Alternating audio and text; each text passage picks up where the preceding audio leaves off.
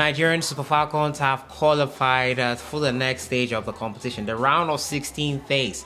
We're going to get some reaction, talk about the 90 minutes of footballing action that ended in a 0-0 draw, which saw them not top the group but finish in second place, and they missed out on being the first African women's team to top the group at a World Cup. They had the chance to do it, just needed a win to do it. Unfortunately, they could not. However, they are the only African country who have qualified so far. Zambia have left despite winning their last game 3-1 versus Costa Rica.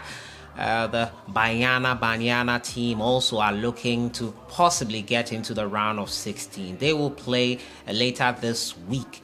But the focus is on the Nigerian Super Falcons as they were able to hold out a 0-0 draw versus the Irish side to get through to the next round. We'll get some reactions and talk about their performance and who they will be facing next. We'll also talk about Coach C.K. Akonnor. C.K. Akonnor versus the Minister of Youth and Sports. Last week, if you remember, I brought you the story concerning the salaries owed them. And in a press briefing, the Minister of Youth and Sports revealed that when C.K. was fired, he was giving $100,000 along with Coach Milovan Rajabak. C.K. Akonnor has come out to indicate that no such amount was given to him. We'll have a listen to what the man had to say concerning what was given to him and how much he is owed in an interview with Graphic Sports. As usual, subscribe if you have not. Click on the notification bell to get more updates. We'll jump right into it and first talk about the Nigerian Super Falcons team. They have made it to the next phase, the round of 16 phase, and they will be facing quite tough opposition, either England or Denmark. Those are the two teams they will possibly be facing. Not an easy one there for them. But their coach was quite optimistic after their victory, after their draw versus Ireland. And it was a game in which the Nigerian Super Falcons could have easily let it slip or could have and should have scored a goal. A good goalkeeping performance from the Irish goalkeeper kept out a certain goal for Nigeria in the second half. In the first half, Asisat had her chance, missed the post by inches. It should have been in the back of the net. But they held out and played better in the second half. Should have probably gotten a goal, but it was not to be. 0-0 it ended. And Olympic champions Canada were knocked out in their game after they lost to Australia, the host, thumped 4-0. Shocking in there. Nigeria have now faced Olympic champions and held out to them. They will now be facing European and possibly world champions in England and Denmark. Not easy feats there for the Nigerian Super Falcons. Some are saying the round of 16 will be the end for them, but some did not tip them to make it through to the next phase of the competition, which is the round of 16, which they have done now without losing a game. The coach was keen to emphasize on that. Let's have a listen to the head coach of the Nigerian Super Falcons after his team progressed to the round of 16. 2 years ago when we started this journey, so many things went well and so many things didn't go well. They never gave up. They continued to believe. I don't think anybody before we got here believed that we could get out of this group and go through it without losing a match in this group. So I'm so proud of them and the effort they put in, and so happy for them that they're getting to experience this and move on to the next round. And how did you approach this game? It had strategy written all over it. Yeah, you know, I was actually in the second half disappointed because I thought we could have won the match. And so it almost feels disappointing that we didn't get the result of the 3 points. But all of us would have taken this result before we started the match just to know we got through. So that was the objective, be getting to the knockout stages. And you're going to play either England or Denmark. How do you assess your chances against either of the two? Well, look, I think they're going to be another great team. If it's England, it's the European champions. We've already played the Olympic gold medalists. We've already played the host nation. So it's just going to be another one of those matches that we've already been playing in. Yeah, so you had him there. Many did not think they would go through. They've already faced Olympic champions. it will just be another tough game which they'll have to find a way to overcome. It will be interesting to see how things end there. The Nigerian national team looking to make it to the quarterfinal, all the way to the final, is what they are confident of doing here. We'll see what happens in the next game, which will be the round of 16 games, which will take place possibly next week.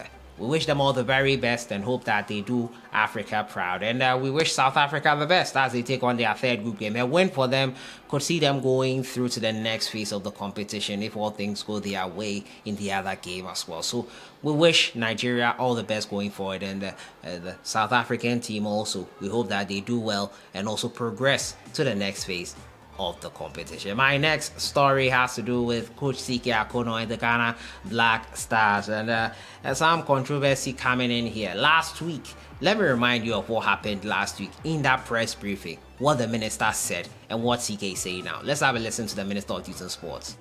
Owing coaches, for your information, we have not paid, we still owe Milovan. All of CK Akonnor and Milovan, once their contract was terminated, we sat with them, negotiated their exit, and CK was paid $100,000 immediately after the negotiation. Yeah, so you hear the Minister of Youth and Sports there talking about how CK Akonnor was giving $100,000 US upon his dismissal as the head coach of the national team. Now, CK Akonnor, in an interview with Graphic Sports, has revealed no such amount was paid him, and there was wrong information given there by the Minister of Youth and Sports. He says $100,000 is far from the monies which was paid to him. Former Black Stars coach has denied receiving an amount of $100,000 from the Minister of Youth and Sports following the termination of his contract in 2021. Now, during a press briefing, as I showed you just now, the minister said, we still owe Milovan Rajabak. Well, of CK Akonnor and Milo, once their contract was terminated, we sat with them and negotiated their exit. And CK was paid $100,000 immediately after the negotiations. Same with Milovan. However, Akonnor has come out to deny the allegations and the monies mentioned by Mr. Yusuf, claiming the exact amount he received was not what was mentioned by the minister. I never received the kind of money the minister mentioned. I don't want to put out how much they paid me, but it was not 100,000 as the minister said. Akonnor stated that after he was sacked, he was paid in cedis and told to convert it to dollars using the Bank of Ghana rate. However, while the rate was significantly lower than the market value at the time, it was nothing near the amount mentioned by the minister. The 47-year-old also requested the minister to review the contract he had with the FA, which was still on file at the FA. He urged the minister to review the contract to find out how they arrived at that amount. My contract is still with the FA. And if he likes, he can go and check the agreement we had and see before making the claim, and he will know that he is wrong. The former Black Stars midfielder was sacked after just 10 games in charge, winning 4, losing 4, and drawing 2. And it was at the risk of Ghana not going to the World Cup. That is why he was removed. The Milovan Rajabak put in place. He got us through versus South Africa. As we know, the rest is history. Ghana made it to Qatar and got exited at the group stages. Why should the minister be making a statement when it is not true? And to think that CK might not respond was quite irresponsible of the minister. I don't know why he stated and said something that was untrue, and now CK has come to confirm it. Just pay the man his money. And we talk about fans not being available, but we all have our eyes and we all know what is going on. Why is he being stretched? Why is CK Akonnor and Milovan has not been paid, not paid immediately? It's not looking good. It doesn't make the job palatable because essentially what you are saying across is that it means if you become Ghana's next head coach and you are imposed and something happens and you are let go, you will not be paid. Who is to say that the coaches will do their utmost best when put in post? Money is a good motivator. A contract should not be ignored, should be followed, money should be paid on time, because nothing like that will motivate a coach to put in his best. I don't know why the minister said that when it was not true, but we'll get a reaction obviously from the minister in the coming days. I'm pretty sure about it. So that has been it for today. The Nigerian Super Falcons through to the next phase of the Women's World Cup. They'll face either Denmark or England. We wish them all the very best. South Africa too will be in action later on. We wish them all the very best. They can still also make it. Zambia are out of the competition in total. We wish all the national teams the very best, the African teams the very best going forward. And also, CK Akonnor has come out to say emphatically he was not paid that money of $100,000 as the minister was claiming. I'll see you guys in the next one. Have a great day. Let me know your thoughts on everything in the comments box. And Nigeria's chances versus either England or Denmark. Enjoy the rest of your week.